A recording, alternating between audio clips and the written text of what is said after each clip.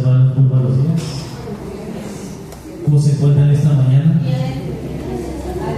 ¿Ya listos para la fiesta? ¿Ya se está cociendo el pozole? ¿Los tamales? ¿Cuándo es mañana, no? Bueno, pero muchos se preparan desde hoy. Qué gusto, hermanos. Vamos a ponernos de pie. Un domingo más. Gracias a Dios que nos permite estar aquí juntos como iglesia. Que nos permitió estar aquí en la CDMX y no en la playa. Que nos permite estar aquí y no en Cancún. Los hermanos que salieron, que Dios los bendiga, hermanos, y puedan regresar conmigo. Nosotros vamos a alabar a nuestro Señor con todo nuestro corazón y recordar, hermanos, siempre recordar cuán grande es el amor que Dios mostró ahí en la cruz. Su vida ofreció para darnos salvación.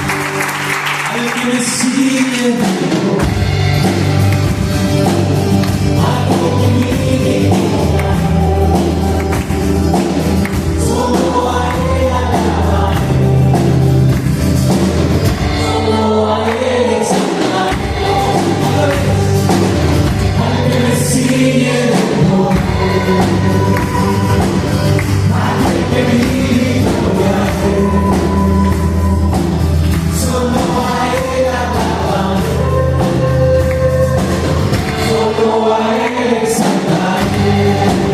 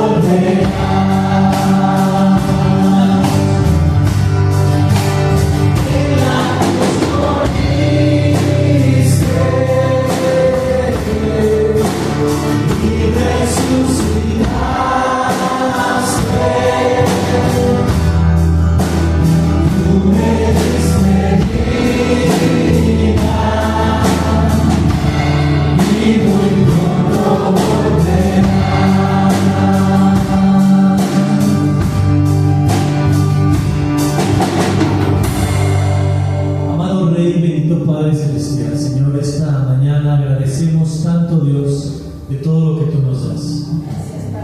Señor, gracias porque nos cuidas. Gracias porque el ángel de Jehová acampa alrededor de los que le temen y los defiende. Señor, gracias por tu bendición para con nosotros. Y en esta mañana, Dios, pedimos muy en especial por toda esta gente que está sufriendo, Dios, de esta pipa que explotó, Dios. Te pedimos misericordia para la familia, Dios. Consuelo para todas estas personas, Señor. Padre, pues sabemos que en medio de todo esto, Señor, tú tienes el control de todo, que tú eres soberano, Señor, y que tú permites todo porque tienes un propósito. Padre, pero te rogamos por todo ello, Señor, por lo que está pasando en nuestro país, Señor. Sabemos, Dios, que tú aborreces la idolatría, Señor, y este país ha sido un país muy idólatra, Dios, que ofende tu santidad, Señor. Perdona a este país, Padre. Y como iglesia, Señor, te pedimos perdón si hay pecado en nosotros, Dios. Porque tú eres santo, santo, santo, Señor. Tú nos perdonas y tú quieres convivir con nosotros, Padre. Te pedimos por tu iglesia, Señor, porque tú la sigas guardando, como dice en el libro de Efesios, Señor, que has comprado con tu bendita sangre. Padre, fortalécenos, Señor, ayúdanos a salir adelante en cualquier situación que nos encontremos, bendito Rey. Padre, que esta mañana tu predicación hable a nuestros corazones, hable a nuestras vidas, y que sea, Señor, algo de lo cual nosotros podamos verdaderamente ponerlo en práctica, Dios. No solamente tengamos el conocimiento en nuestra mente y en nuestro corazón, sino el hacer las cosas, porque tú buscas hacedores de tu palabra, Señor, no tan solamente oidores. Gracias, bendito Rey, en el nombre de Cristo Jesús. Amén. Amén.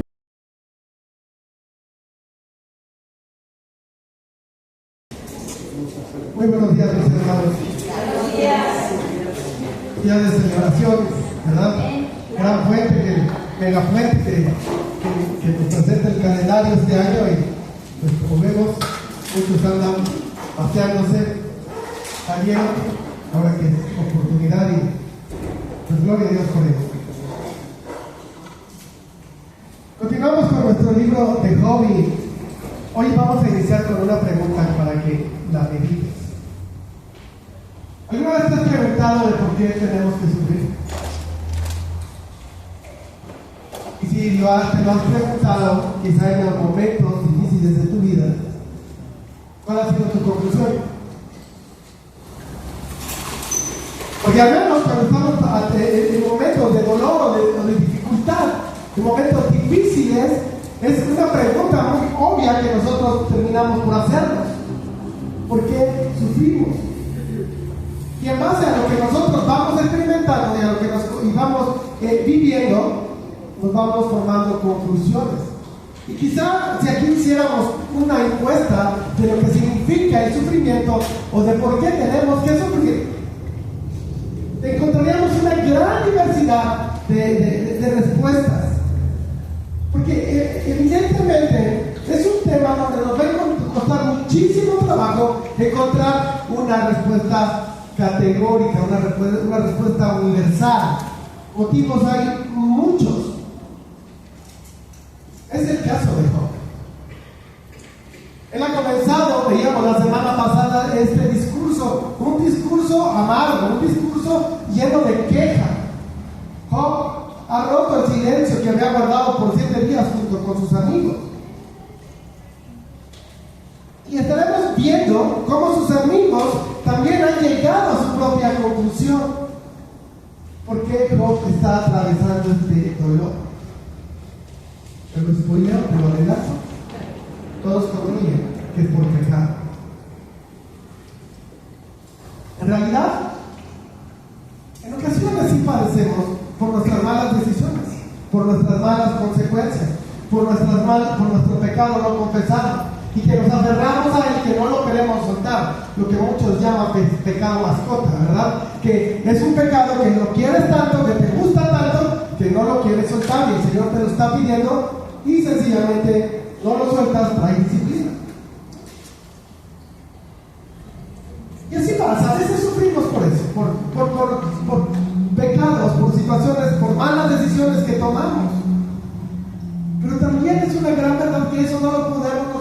entender como una regla general. ¿Por qué sufrimos? ¿Y por qué vivimos lo que tenemos que vivir? A veces es porque así tiene que ser. Porque el sufrimiento forma parte de la vida. Entonces, responder esta pregunta de por qué debemos de sufrir es sumamente difícil. Porque cada uno de nosotros ha pasado lo que ha pasado y tiene diferentes trasfondos, diferentes situaciones. Pero lo que sí es una verdad absoluta es que el sufrimiento fue introducido a este mundo a causa del pecado del hombre. Porque el mismo Dios, antes de que llegara el pecado, dijo que su creación era buena en gran manera. Al entrar el pecado al mundo, entra el sufrimiento. Y entra en una forma de conflicto, entra en forma de dolor, entra en forma de corrupción, entra en forma de muerte. Y es por eso que Cristo tuvo que venir a sufrir y a morir por nuestros pecados. Por lo mismo podemos concluir que el sufrimiento, aunque a veces así lo sentimos, no significa el abandono de Dios. Todo lo contrario, forma parte de su plan en muchas ocasiones para fortalecernos. Así es que vamos a continuar con el capítulo 4 de nuestro libro de Job y estaremos viendo a Elifaz que entra en escena. Pero vamos a orar, vamos a poner este tiempo en manos del Señor. Padre, te alabamos y te damos gracias, Dios, por esta mañana que nos regalas, porque nos das vida. Porque estamos aquí porque tenemos salud y porque tú has suplido cada una de las necesidades que hemos presentado durante toda la semana. Gracias, Dios, por ser bueno con nosotros. Y te ruego que nos sigas ayudando, Dios, ahora a profundizar en tu palabra, a poder entrar en este tiempo de comunión con tu sabiduría, contigo y en nosotros como hermanos, a través de la dirección de tu Santo Espíritu. Señor, que sea Él quien dirija todo este tiempo, que sea Él mostrando a cada uno de nosotros lo que tenemos que aprender en esta mañana y de lo que se desprende de tu consejo que está en tu palabra, Señor. Ayúdanos a ser personas sabias que a veces queremos tomar decisiones y queremos aconsejar a personas, pero no tenemos base ni fundamento para hacerlo de una manera correcta. Señor, ayúdanos en el nombre de Jesús. Amén. Capítulo 4, versículo 1 dice la Escritura: entonces respondió Elifaz temanita y dijo: si probáramos a hablarte, te será honesto, pero ¿quién podrá detener las palabras? He aquí tú enseñabas a muchos y fortalecías las manos débiles. Al que tropezaba enderezaban tus palabras y esforzaban las rodillas que le caían.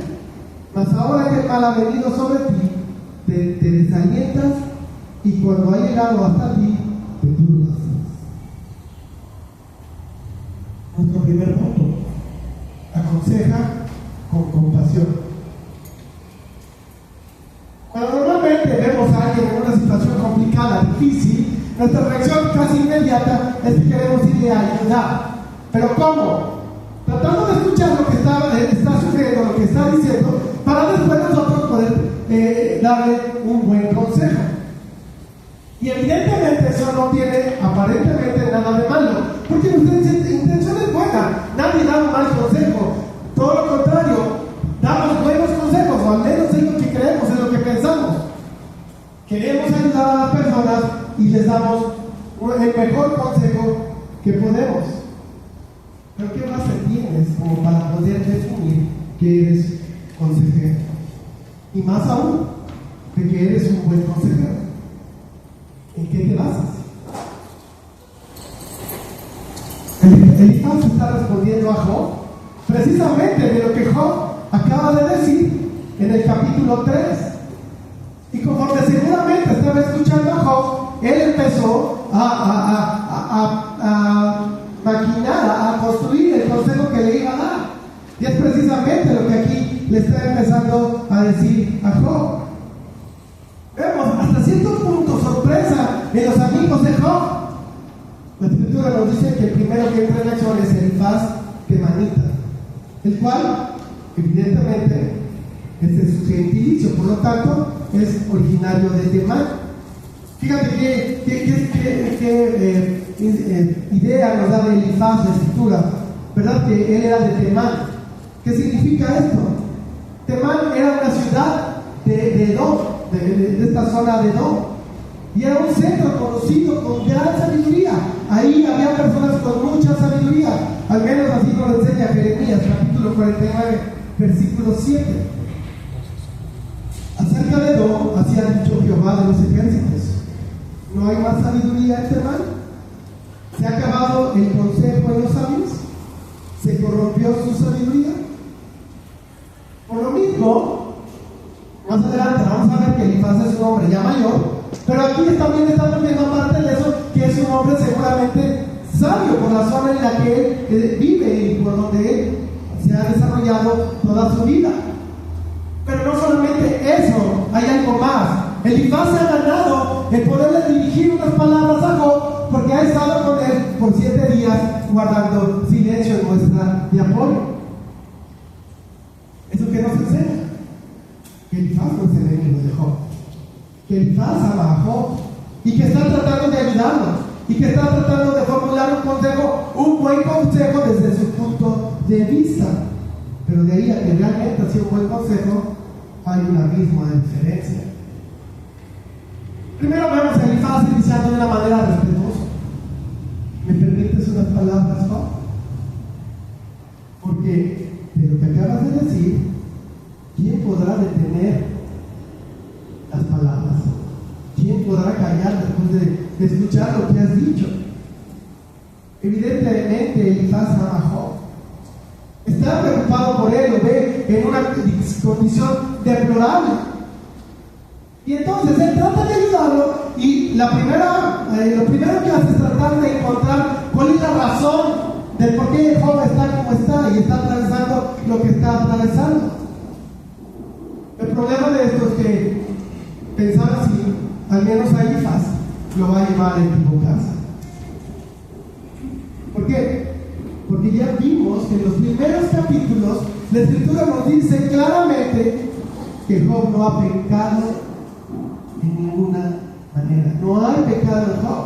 El mismo Dios dijo que era su hijo y que era un hombre perfecto. Y después, en el capítulo 2, después de que Job sufrió todo lo que ha estado padeciendo, la misma escritura categóricamente nos dice: en todo lo que hizo Job no había pecado. Guarda ese documento. Imagínate este cuadro. Silencio por 7 días han guardado Job y sus amigos. Y Job decide después de los 7 días romper el silencio y comienza a hablar. ¿Y qué es lo que empieza a decir? A maldecir el día de su nacimiento, a desear la muerte. Y bueno, no me morí antes de nacer, porque no nací muerto, asegura Job. Obviamente, puedo imaginarme la reacción de sus amigos, como viéndose unos a otros, diciendo: ¿cómo lo ves? Hay que decirle algo, ¿quién va a ser el primero? Evidentemente, Elifaz es el primero que se anima y empieza este discurso recordándole quién es Job y le está diciendo: tú eres una persona que ha ayudado a muchos que han atravesado problemas. Tus consejos eran de gran aliento para todas esas personas que ayudabas. Todo funcionaba bien. Levantabas al caído, fortalecías las rodillas de aquel que se encontraba totalmente debilitado. ¿Pero qué pasa, Job? ¿Por qué cuando tú eres objeto de problemas te desanimas?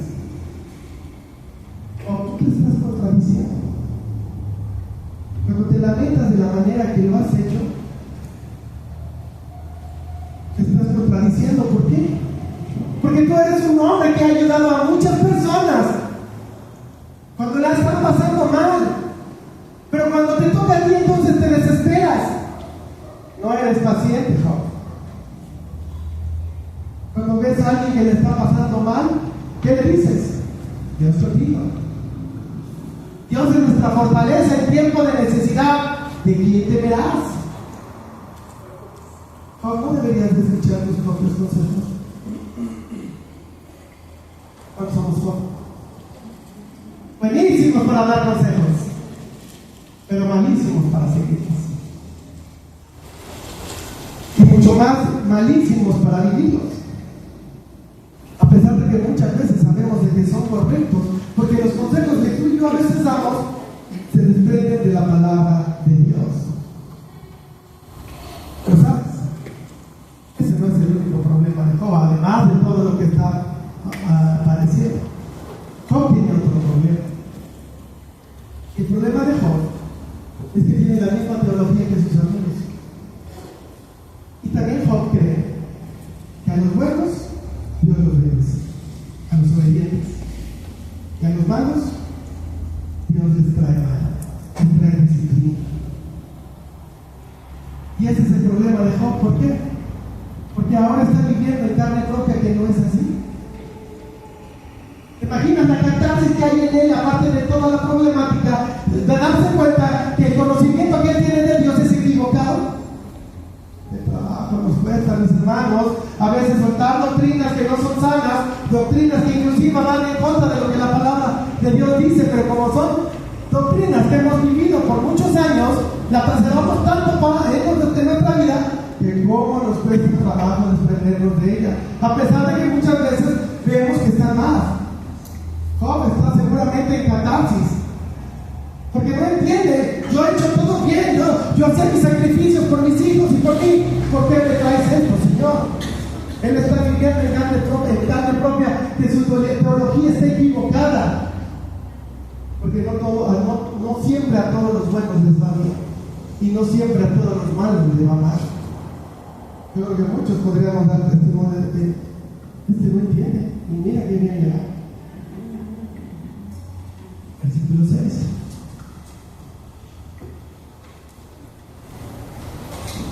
¿No es tu temor al Dios tu confianza? ¿No es tu esperanza la integridad de tus caminos? Recapacita ahora. ¿Qué inocente se ha perdido? ¿En dónde han sido destruidos los rectos? Como yo he visto, los que hagan iniquidad y siembran injuria, la ciegan. Perecen por el aliento de Dios, y por el soplo de su ira son consumidos. Los rugidos del león y los bramidos del rugiente y los dientes de los leoncillos son quebrantados. El león viejo perece por falta de presa, y los hijos de la leona se dispersan. Tengo un encabezado que evalúa tu consejo. Elifaz, tratando todavía de darle la receta a Job y encontrando el motivo de por qué Job sufre, empieza a decir: Job, quizá el problema es que has perdido el temor de Dios, has perdido la confianza en tu reverencia a Dios, has perdido la confianza en la integridad de tus caminos. Job, tú en lugar de maldecir todo lo que has maldecido, deberías simplemente de estar confiando en el Señor. No debería de haber la queja que hay en ti. No deberías de estar sufriendo lo que estás sufriendo, ni de estar tan adolorido. No deberías de estar en medio de la crisis que estás atravesando. Este es el inicio de una sección donde Elifaz intentará hacerle ver a Job que toda la problemática que vives por consecuencia de algún pecado que Job debe de confesar, que Job debe de arrepentirse, y que por el tiempo en el que vive tiene que ofrecer un sacrificio a Dios. Job, es tu pecado, arrepiéntete, ofrece un sacrificio al Señor, pide perdón a Dios. Él te ama, te va a perdonar, y sabes, recuperarás seguramente de inmediato todo lo que has perdido, tu familia y todos tus bienes. Recordemos que Elifaz está respondiendo de esta forma por la queja que Job presentó en el capítulo 3. Por lo tanto, Elifaz está descubriendo que la queja de Job es el resultado de una conciencia con culpa. Es el resultado de una persona que no reconoce su falta ante Dios. El problema aquí es que esa es una conclusión equivocada. Claro que concluir con Job es la consecuencia de su pecado no reconocido, es concluir mal.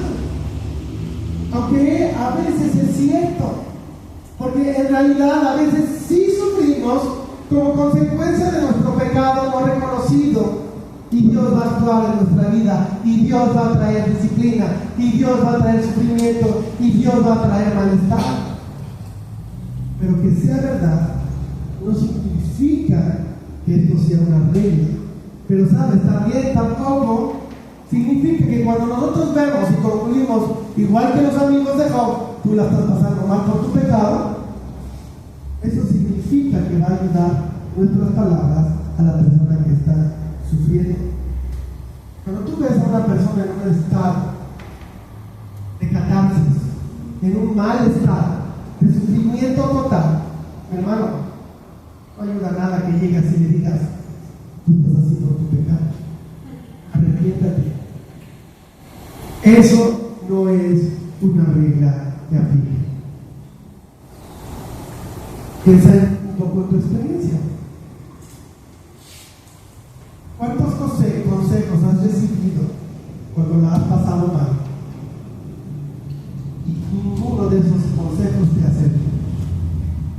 Yo creo que todos hemos recibido muchos consejos y ninguno nos ha servido. De la misma forma, el consejo de Elifaz no le está ayudando a Job. Ese es un problema, porque cuando llegamos a ver personas que están unidas en terribles sufrimientos y angustias, que están en medio de un gran dolor, en todo eso que están atravesando, ¿qué es lo que pasa? Y a veces a nosotros nos ha pasado, estamos tan metidos en nuestro dolor, estamos sufriendo tanto que nuestra mente está totalmente ocupada en ello, no podemos dejar de pensar en otra cosa. Y es ahí donde nosotros tenemos que entrar a ayudarles. Porque cuando estamos en esas condiciones, en medio de una depresión, ¿qué es lo que pasa? Estamos como en una espiral, en un remolino que te sume, y por más que tú quieres salir no puedes. Yo no sé si alguna vez te ha atrapado un remolino en la playa. Bueno, ni en una ocasión. Que es tan desesperante querer nadar hacia afuera y no poder. Pues eso es lo que atravesamos cuando estamos en medio de depresión, en medio de grandes dolores. Nos sentimos en ese remolino que nos sume hacia abajo, que nos estamos ahogando y que no podemos salir. Y queremos salir, pero no podemos. Entonces, ¿qué es lo que tenemos que hacer nosotros? Es entrar a tratar de detener esa espiral en la cual a veces caemos. ¿Para qué? Para ayudarle a resurgir de esa situación a las personas. Es ahí donde está errando Elifaz, y donde nosotros no nos podemos equivocar.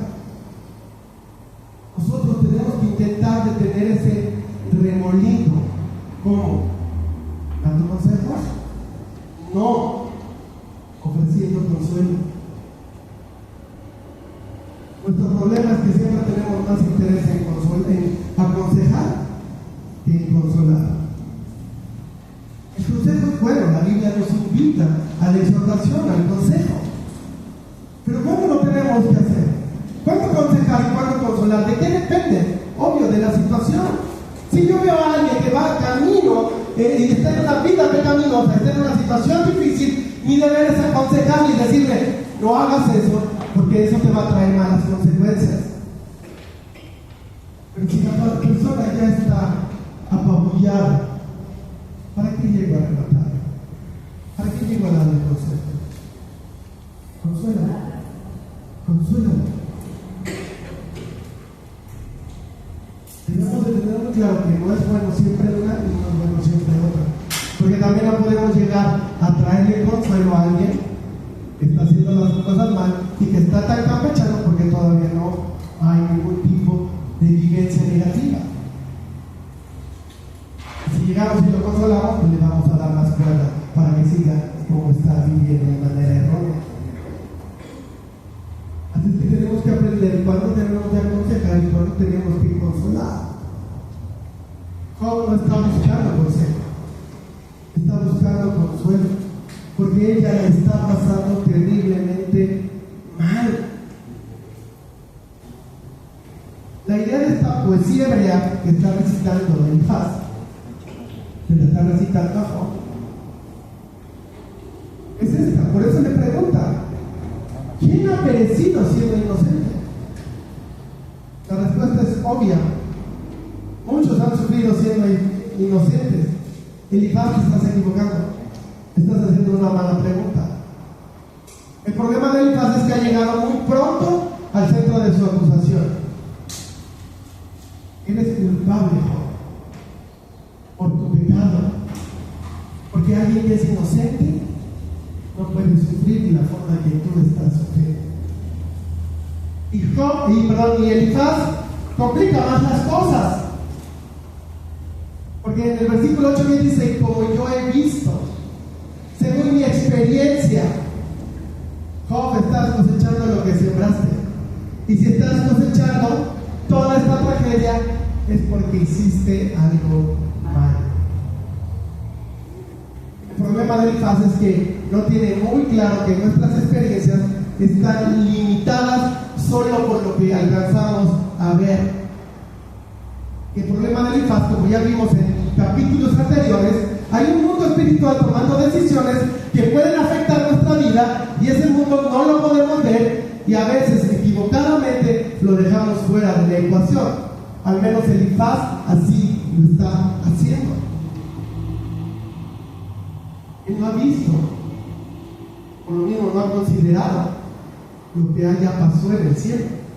Lo que tú y yo vimos, ¿verdad? Cuando leímos el capítulo 1 y 2, en este consejo celestial, donde se tomaron decisiones que afectaron la vida de Job.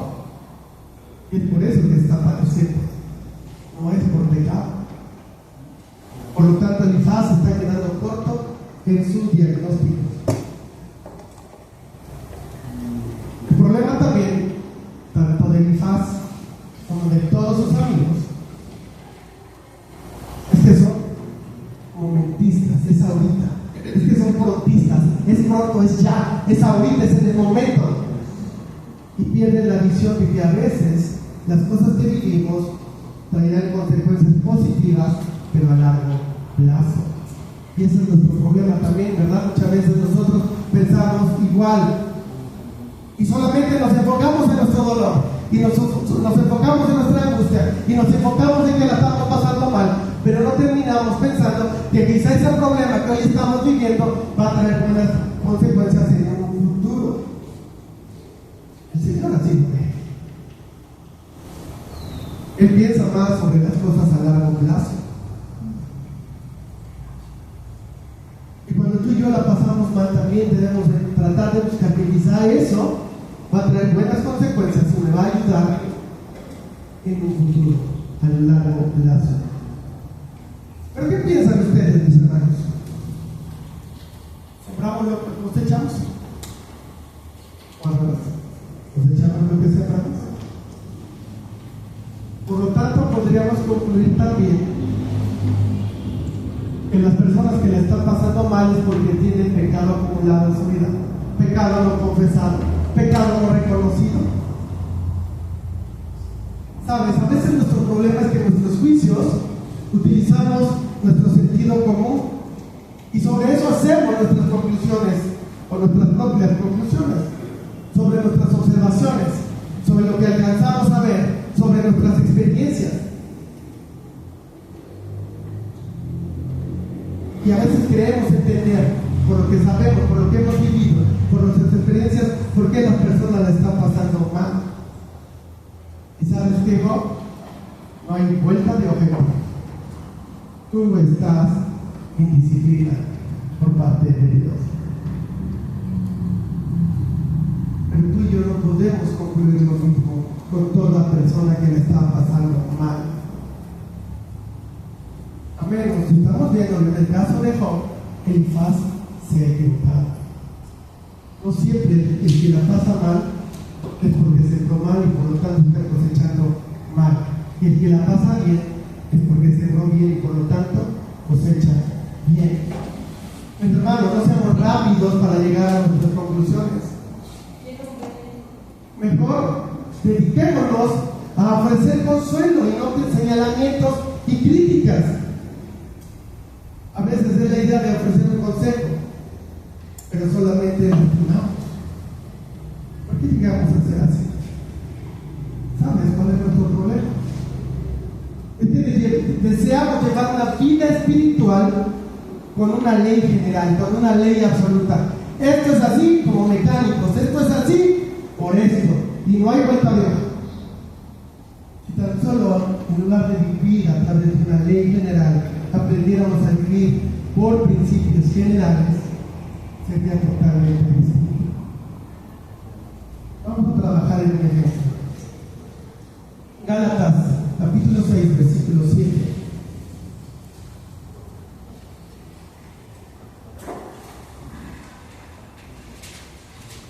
No os engañéis, Dios no puede ser burlado, pues todo lo que el hombre sembrare, eso también segará. Ah, caray, apóstol Pablo, estás hablando de karma. Estás hablando de que lo que yo siempre, eso voy a cosechar, de ese karma. Podemos ver estos videos, ¿no? A lo mejor no se han visto imágenes donde está el tipo que quiere aventar a alguien a la alberca y se quita y el que se va es él, ¿no? Sembró él y cosechó mal. Es lo que nos está diciendo Pablo. La Biblia nos habla de karma. Todo lo que yo haga va a traer consecuencias buenas o malas según lo que yo siempre. Es lo que aquí nos está enseñando el apóstol Pablo. Miren, mis hermanos, por eso es tan importante conocer la Escritura y leer contextos completos. Porque es tan común sacar un versículo y sobre eso destrozarlo y forzarlo a decir que diga algo que no dice. Alguna vez, creo que aquí fue, decía yo, agarramos el versículo, nos sentamos en una silla, agitamos un tema acá y hasta que digas lo que yo quiero que digas. Así lo forzamos a vencer los textos. ¿Cuál es el contexto de Gálatas? Y tienes tarea, léelo. El contexto de Gálatas es que Pablo le está pidiendo ayuda, le está pidiendo apoyo a la iglesia para que sostenga económicamente a sus líderes. Porque si ellos dan escasamente, recibirán escasamente. ¿Qué significa esto? Que si la iglesia no es capaz de sostener a sus líderes de una manera generosa, es porque está pensando de una manera carnal. Por lo tanto, no puede cosechar abundantemente. ¿Cosechar qué? ¿Dinero? No. Evidentemente está hablando de un tema espiritual. Es por eso que, mis hermanos, que aquí les insistimos mucho en sus ofrendas, porque son temas espirituales. Nuestras ofrendas hablan mucho de nuestra vida espiritual. Y yo lo entiendo, ¿verdad? Hace no muchos días veía yo una publicación en Facebook donde aparece una persona, un dibujito que aparentemente es Jesús regañando aparentemente a un pastor diciéndole: yo te puse ahí para que los ayudaras espiritualmente, no para que te dieran una vida llena de lujos, ¿verdad? Y como que lo está exhortando, lo está regañando. Y a veces así pensamos: ¿por qué voy a dar para que ese vividor que no hace nada viva mucho mejor que yo? Mis hermanos, eso yo lo entiendo perfectamente, pero hay algo que la Biblia afirma categóricamente. Mis ofrendas afectan y hablan mucho de mi vida espiritual. Por lo tanto, Pablo aquí no está hablando de ninguna ley, de ningún karma que nos esté diciendo vas a obtener cosas buenas, porque siempre que sembramos cosas buenas obtendremos cosas hagamos cosas malas vamos a obtener cosas malas. No. Piensa un poco. Si esto fuera así y esto fuera una ley absoluta, sencillamente todos estaríamos destinados al infierno. ¿No? Porque ¿quién ha sembrado lo suficientemente bueno como para poder cosechar el cielo? No es así. Pero sí llegaremos al cielo. Porque en tu vida, como en mi vida, ha brillado la gracia de Dios. Entonces lo que está haciendo aquí Pablo es relacionar entre la siembra y la cosecha como la forma en que tú y yo administramos nuestros recursos ante Dios y en la forma en cómo participamos económicamente sosteniendo a personas que se dedican a la enseñanza, que se dedican a llevar una iglesia y que se dedican a la predicación del Evangelio. Y cuando nosotros somos capaces de dar generosamente, ¿qué tendremos enfrente? Una persona comprometida, esforzada, preparándose, que espiritualmente me va a retribuir. De otra manera, pues vas a tener enemigos. ¿No? Sin embargo, Job y sus amigos han cimentado su vida pensando que Dios bendice a las personas buenas y obstaculiza a las personas malas. Por lo tanto, esa conclusión que está en su vida es una conclusión obvia, es una conclusión equivocada. Porque para ellos no hay otra razón. Job, has pecado, no has pagado por tu pecado, estás sufriendo. Evidentemente, Elifaz tiene muy claro que es juicio de Dios lo que está atravesando Job. Y por eso le empieza a hablar del juicio de Dios. Y le dice, como el aliento de la ira de Dios, tú estás siendo consumido, Job. Continúa Elifaz, pero ahora empieza a describirle, ¿no? Quizá queriéndole infundir miedo, que cuán fuerte es la ira de Dios. Es tan fuerte que los dientes de los leoncillos pueden romperse. Recuerda que estamos leyendo poesía hebrea. De manera que los dientes de los leoncillos, que supongo que son muy fuertes, pero la ira de Dios es tan poderosa que puede romperle los dientes a un leoncillo. Pero no queda ahí. También le dice que Dios es como quizá un cazador. Y que aunque Job en algún momento hizo las cosas bien y por eso fue fuerte, como un león, hoy está siendo quebrantado como si fuera un león viejo. Y peor aún, sus hijos han sido esparcidos, es decir, sus hijos han muerto, han perecido por consecuencia de ese pecado. Qué duro está siendo el caso. Tus hijos murieron por el pecado. Tú estás pasándola mal por tu pecado. Has perdido todo por tu pecado. Mejor que no venga a consolarme a nadie así. Versículo 12. Dice, el asunto también era a mí oculto, mas has oído, mas mi oído ha percibido algo de ello.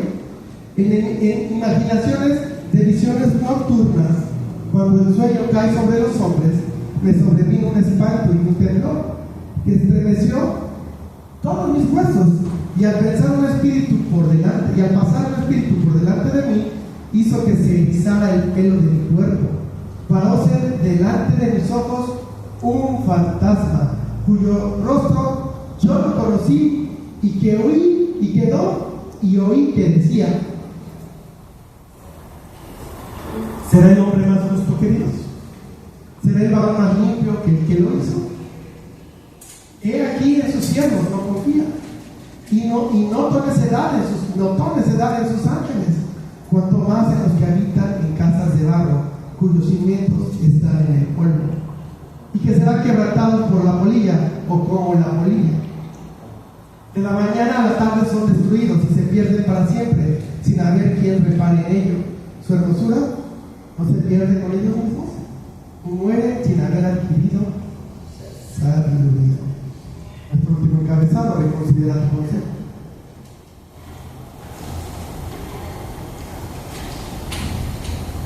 Ya perdimos el caso. Ya quién sabe dónde ando, qué está fumando. Porque ahora nos empieza a hablar de fantasmas. Y mira, no nos vamos a meter en ese tema. Que si es bíblico, que no es bíblico, que no existe, que sí, que eso.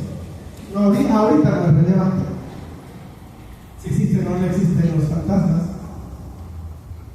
El problema y lo que debemos de ver aquí es que Elifaz está afianzando su teoría con una experiencia mística. Y esto lo complica un montón. Porque es tan difícil, mis hermanos, cuando nosotros empezamos a enredar nuestra teología con nuestras experiencias místicas. Dios me habló en un sueño. Dios me dijo. Hijo de mis hermanos, cuando la gente me llega con eso, ¿cómo le hiciste? Porque yo como has quemado esa. Pero cuando yo digo mucho a mi Señor. Pero así, nunca he escuchado. Y cuando, sobre todo jóvenes, cuando me dicen, es que Dios ya me confirmó. ¿Y cómo? A veces son difíciles las respuestas. Pero sabes, yo te invito, si tú has vivido este tipo de cosas, que le digas a alguien que le dijo, Dios me habló, Dios me dijo, yo lo vi, a que le digas que no es cierta su experiencia. Prácticamente imposible. Por lo que hago es escuchar solamente. El problema de todo esto es que nosotros empezamos a hacer teología de nuestras experiencias y en base a eso hacemos conclusiones. Pero ¿qué tanto nos detenemos a investigar que lo que creemos ver o que lo que creemos escuchar realmente tiene un fundamento bíblico? Porque acabamos de ver los atributos de Dios y algo que debemos de haber tenido muy claro es que Dios nunca se va a contradecir y nunca va a ir en contra de su propia naturaleza. Entonces, si lo que me está diciendo esta visión o el Señor en un sueño, o yo lo escuché, o se me apareció un ángel y me lo dijo, o lo que sea, yo tengo que ir a confirmarlo en la Escritura. Yo no lo puedo decir nada más así, y ese es el problema, que no nos tomamos ese tiempo para ver que lo que yo escuché, o lo que yo soñé, o lo que me dijeron, es correcto o no. Porque no podemos basar teología conforme a nuestras propias experiencias, sino conforme a la palabra de Dios. No hay otra forma.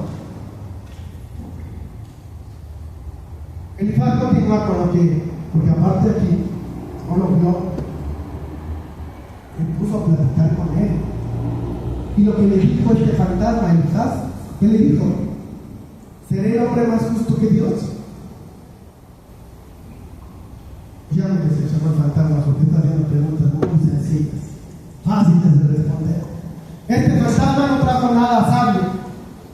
Fuera de enchinarle la piel a Elifaz, no hay nada fuera de lo común lo que está haciendo este fantasma. Porque la respuesta es obvia. No, nadie es más justo que Dios. Nadie es más limpio que Dios. Nadie es mejor que mi Señor. Pero ¿qué es lo que hay detrás de esa confesión de Elifaz? Le está diciendo a Job, todos somos más justos que el Señor. Todos hemos pecado. Ya, admítelo. Tú has pecado. Y por eso te ha venido esta gran calamidad. Ya basta, Job, admítelo. Tú no puedes llegar a sentirte más justo que Dios.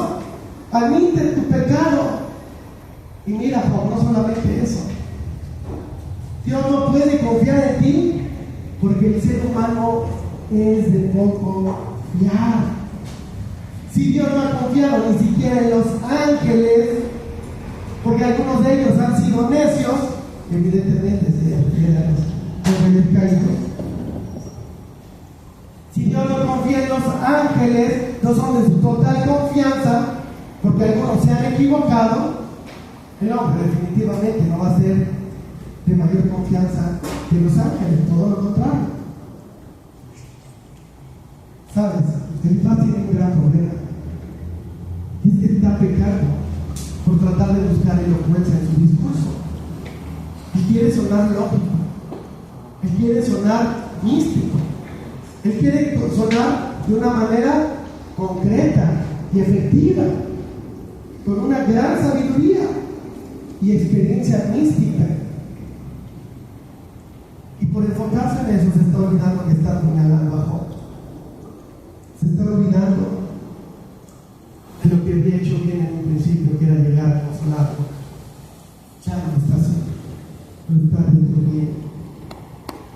El gran problema es que Elifaz piensa aquí que le está haciendo un favor a Job, porque él cree que ya encontró el problema y por lo tanto ya tiene la solución del problema de Job, y al mismo tiempo lo está destrozando.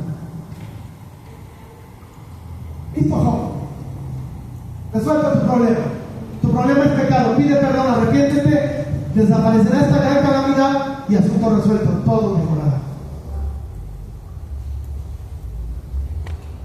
Pero no solo eso, porque le dice: tú has sido quebrantado como una polilla, hablando económicamente. Es fácil de destruir con 2 dedos. De esa misma manera tu vida es frágil, como la de todo ser humano. No tiene nada que lo sostenga, según afirma Elifaz. Para Elifaz el pecado de Job es tan obvio como su sufrimiento. Pero a Elifaz se le ha olvidado una cosa: que si las personas sufren por ser pecadoras, injustas, impuras, entonces él también tendría que estar sufriendo una condición similar a la que Job está padeciendo. ¿Qué tanto nos podemos llegar a parecer a Elifaz? ¿No vemos a alguien sufrir? Nuestra reacción normal, ¿cuál es? Intentar entender el por qué está sufriendo. Y si no, muchas veces la misma persona que está sufriendo, cuando nosotros nos acercamos, nos dice: ¿por qué me está pasando esto? ¡Ayúdame! Mis hermanos, tú y yo tenemos que aprender a ser muy cuidadosos con nuestras conclusiones y tratar de evitar de encontrar el por qué las personas sufren, y tratar de evitar discursos simplistas como el que Elifaz está teniendo hacia Job. Porque a pesar de que Elifaz ha destacado el poder y el temor de Dios, cosas que son ciertas, ha errado en el diagnóstico.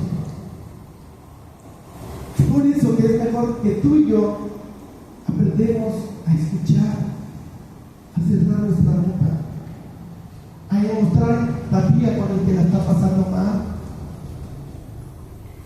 Recuerda que el silencio y la presencia es el mejor regalo que le podemos hacer a esas personas que están pasándola mal y que necesitan consuelo que les podemos dar por el simple hecho de estar ahí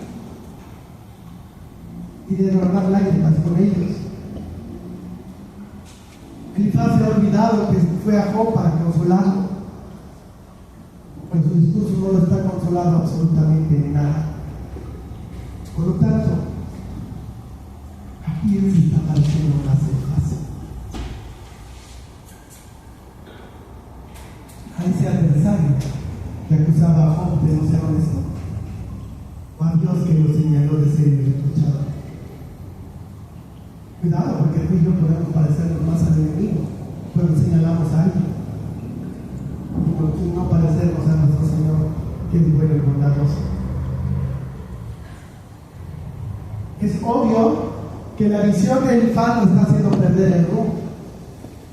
Es evidente que su experiencia y su conclusión no vienen o no provienen del conocimiento del Dios de la Biblia. Mis hermanos, por eso tú y yo no podemos y no debemos aconsejar según nuestras experiencias o según nuestros pensamientos, por muy espirituales o místicos que estos parezcan.